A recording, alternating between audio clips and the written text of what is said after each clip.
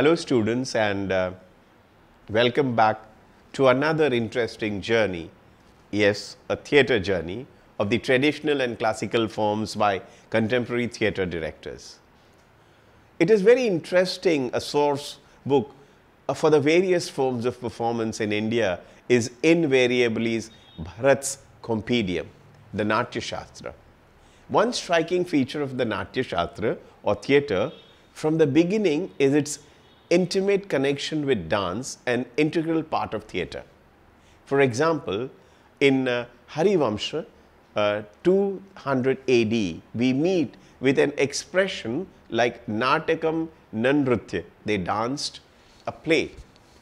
The Sanskrit drama as envisaged by Bharata actually appears to be more like a dance drama with music and dance movement.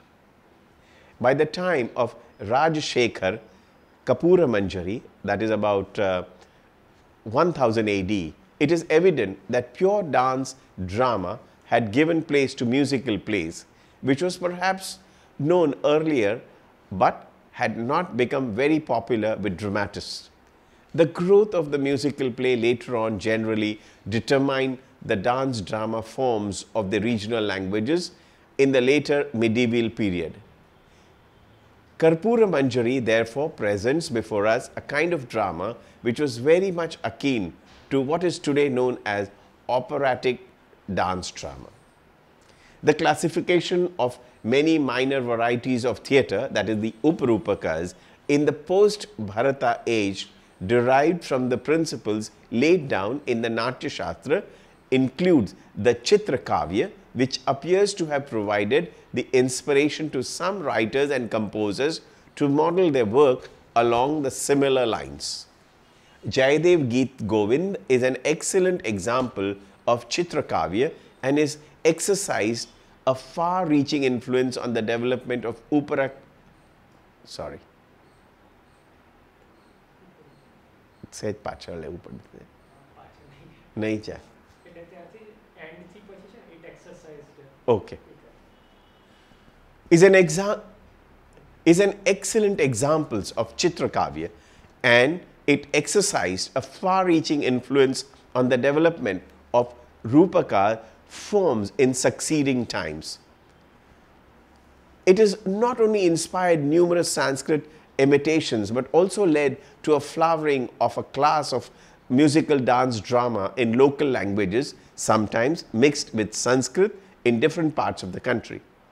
The mythological based composition of Shankar Dev in Assam, of Umapati in Bihar, the Rasa Leela of Manipur, the Bhagavad Mela Natakam of Tamil Nadu, the Yakshagana Kuchipudi dance dramas of Andhra, the Yakshagana of Karnataka, the Krishnatam and Kathakali of Kerala all turn to Geet Govind as their ultimate source.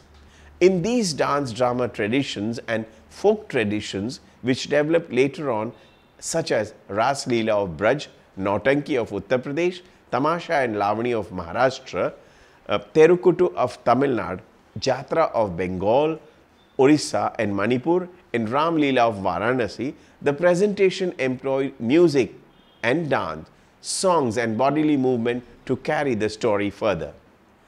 Our variety of dance drama forms is staggering. An integral presence of dance in traditional theatre continues even today. What is termed as Angik Abhinaya, expression through bodily movement, is such an inseparable part of Indian theatre that if one were to remove it, they would lose one of its most characteristic elements. Theatre continues to discard, absorb, develop, innovate, but sometimes in that fascinating journey, coming closer to the 19th century, the influences of proscenium theatre and the reliance on delivering dialogue appears to be dominated, and dance seems to have been discarded or used to a limited extent. Dance and dramatic forms separated, each developing independently as a performing art through the principles of Natya Shastra, including the four types of Abhinaya: Angik, Vachik, Aharya and Satvik. are all seen with varying degrees of emphasis in a dance exposition as well as a theatre production. However, let me also inform you that in colonial and post-colonial drama, we see less and less of dance or angik abhinaya with its hastas or the hand gestures, interpretations of the text with one-to-one correspondence and various sthanaka, charis, karnas and so on mentioned in the Natya Shastra. The entire presentation of drama changed.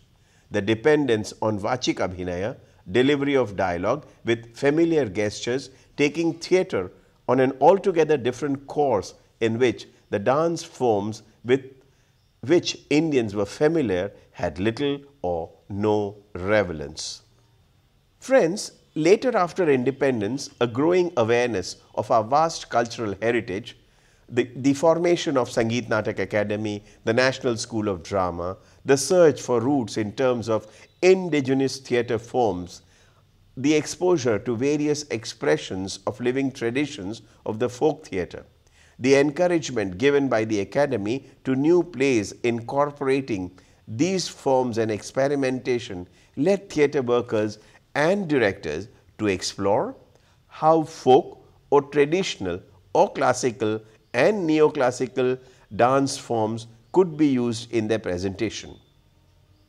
Whereas it was not possible to use the neoclassical dances or even the folk theatre as they existed and continue to exist, their study definitely helped creative directors to looking for linkages with old tradition. The attempts made by some of them pointed at how best to integrate the diverse form in specific regional theatres, as the linkages with regional traditions in some cases did not look superimposed but part of the theatrical form. Of the earlier plays, Maina Gurjari in Gujarati in the 50s used bhavai with considerable success. The typical movement and the footwork, the dances to the beat of the percussion had the traditional bhavai flavor. Later, a number of plays were written in Gujarati to explore the possibilities of using bhavai for secular theatre. Jayanti Patel wrote several veshas on the character of Ranglo. Bakul Tripathi also wrote plays under the category of Leela. Nevertheless, the vitality and rigor of bhavai eluded a number of such experiments. A production directed by Shanta Gandhi, Jasma Odan, in Hindi was an exercise to study Natya Shastra and the various theatrical conventions using simple dance steps along with music. The formation of a chorus by women singing and the groupings were impressive. With the old purpose of interaction with the living traditions of forms like Yakshagana, Ibrahim El-Qazi, the director of National School of Drama, invited K. Shivram Karant for a workshop. The training in this dance drama form indeed extended the horizons of contemporary theatre. B.V. Karant directed Macbeth using Yakshagana footwork, movement and conventions, and the play Macbeth directed by B.V. Karant was known as Barnum I in Hindi. Such experiments were successful in part. The connoisseurs were completely happy. The process offered insights into how traditional forms can be explored. In Mumbai or Bombay, Vidya-mitra directed Mritshakati for German actors employing Kathakali with the help of noted exponent Krishnan Kutty. No attempts were made to turn the actors into expert dancers, as the grammar of the hand gestures in Kathakali along with other aspects of its Angik Abhinaya demanded rigorous training for several years. What Vidya-mitra and Krishnan Kutty attempted was to give a flavor of Kathakali movement and also of dance at the dramatic moment to enhance the impact. Vidya-mitra also later sought the collaboration of Kathak exponent Rohini Bhate for dance movement in her production of Shakuntala. In this case, one also saw the use of dance in the Nandi, the prologue, according to the conventions of the traditional theatre with a Sutradhar and Nati, and after their exit, the enactment of the play proper with dance movement at appropriate junctures, which fitted very well. In dance drama traditions like Bhagwat Mela Natakam, Kuchipudi and Yakshagan, and in assorted folk forms, an opening prayer to Ganpati, the remover of obstacle is a must. This convention rapidly found favor with most directors who use their mythological stories or theme which could lend themselves easily to the use of such conventions. The invocation of Ganpati became a regular part of the first scene of the play with suitable music and singing and simple shuffling of the feet. Jabbar Patel used his actors to form a human wall in Ghashiram Kotwal, an artistic device utilizing simple footwork, providing a backdrop and also presented it imaginatively. The Ganesha song of Ghashiram Kotwal is sung as follows. Shri Ganaraya Nartana Kari Ami Punyache Baman Hari. Two major directors attempt to use regional traditions with which they are familiar have indeed shown a commendable and remarkable combination of dance, martial art, music and theatre. Those of Kavalam Narayan Panikar and Ratan Thiyam. Kavalam, as he is popularly known, has through grasp of southern dance drama forms like Kathakali, Kudiyattam, Mootiyattu, Thayyam and also typical music school of Kerala, Sopanam, including various talas. His acquaintance with Kerala's folk theatre and folk dances is also sound. Therefore, when he turned to Sanskrit plays, Bhasa's work like Madhyam Vyayog and Urubhangam, he used the elements of Kudiyattam and dance techniques and hastas of Kathakali, as these forms lend themselves to the theme without violating the basic aesthetics. The rendering of Sanskrit text in the way that Kudiyattam actors, dancers speak and their use of the typical hand gestures, body movements, stances and postures look perfect as they derive their strength from the regional dance and theatre forms. Under his direction, the actors trained themselves to use their body for the movement, whereas no attempt was made to make these productions like dance drama. The Angik Abhinay neither jarred nor looked superimposed. To die-hard dance buff, yes, to die-hard dance buff, they might have seemed watered-down version of a thorough and exacting dance technique. But since the aim was not to reproduce the play as complete dance drama, the experiments did succeed in the reintroduction of dance to theatre. For they had a direct bearing to the region and used the living art form still practiced by a large number of dancers and actors.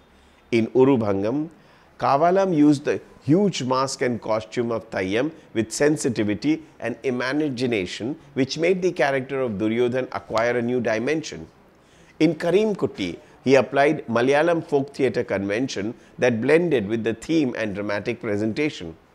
Ratan Thiyam seemed to have an added advantage, as even today in Manipur, the performing arts are a part of one's upbringing. Classical, folk and traditional dance are alive.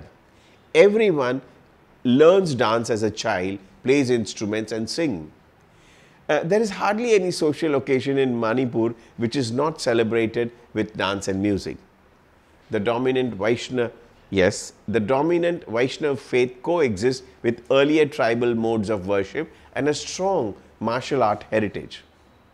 The plural vocabulary of dance form, both classical, folk, ritual and ceremonial, ballad singing and storytelling, offers a treasure trove to any sensitive director. Son of a dance guru, Thiyam turned to it consciously and artistically for his production of Urubhangam and Karnabharam. the two classics of Bhasa and his own play Chakravyuh based on the story of Mahabharata. The Thang Ta martial art form appropriately used for combat scene, chorus singing in Nata Sankirtan style, where the movement imitate the playing of the cymbal and in some cases the dancers actually play the cymbal. The classical Manipuri dances by women and men, the dancing with flag staff typical during the holy festival, the Pungucholam or playing upon the drums while dancing have all been imaginatively detailed by him in his plays. One of the most spectacular and impressive applications of Kartala Cholam is seen in Chakravyuh in the sequence of Abhimanyu narrating how, when he was in a fetus in his mother's womb, his father Arjuna told his mother the secret of Chakravyuha.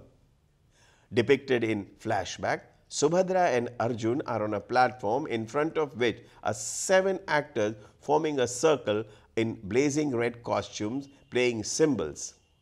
In the center is Abhimanyu narrating the story with simple dance gestures. The cymbals held in his hands turning into a lotus when Subhadra describes nature around them.